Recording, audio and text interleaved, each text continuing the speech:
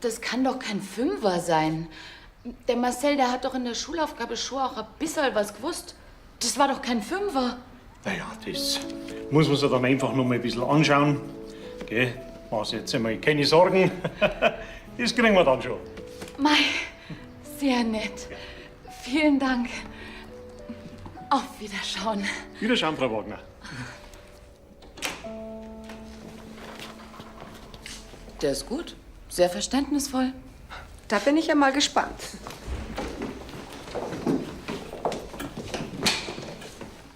Also alles zusammengefasst, die Anna-Malisa kann zu Hause immer alles tadellos.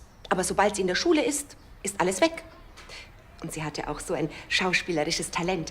Sie kann diesen Kabarettisten da, diesen Grünwald, kann sie so gut nachmachen.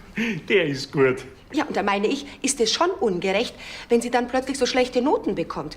Was meinen Sie? Ja, da darf man natürlich nicht nur die schulischen Leistungen beurteilen. Da muss man schon auch berücksichtigen, dass sie da so ein schauspielerisches Talent hat.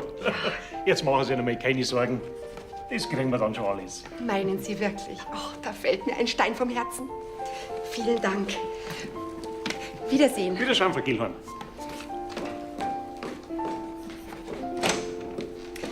Endlich ein Lehrer, der auch pädagogisch was drauf hat. Schauen wir mal. Und deshalb weiß ich bald wirklich nicht mehr, was ich machen soll. Ich meine, der 4. Verweis innerhalb von 3 Wochen wegen Gewalttätigkeiten während des Unterrichts.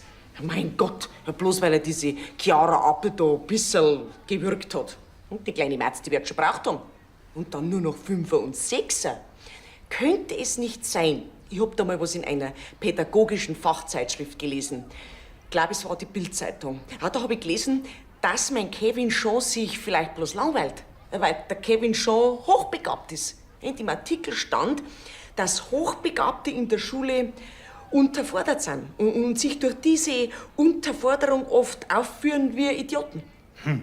Ja gut, aber man sollte vielleicht zumindest in Betracht ziehen, dass sich oft auch Idioten aufführen wie Idioten. Ach so.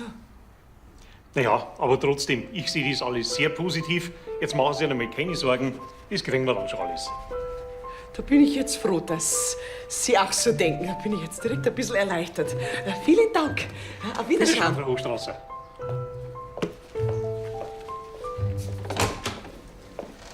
Grüß dich. Ha, Herr Baumann, vielen Dank. Sie haben mir wirklich sehr geholfen. Ich sage Ihnen, das waren Zahnschmerzen, aber jetzt passt's wieder. War nur eine Füllung locker. Dankeschön, dass Sie mir die Stellung gehalten haben. Ja, mach ich doch gern. So, dann geh ich jetzt wieder in den Heizungskeller. Ja, prima. Und schauen Sie doch bitte schön auf dem Knabenklo vorbei, da läuft eine Toilette über. Ah ja, gut. Ah, dass ich nicht vergiss, Ihre Brille. Und da habe ich die ganzen Änderungen notiert. Ha?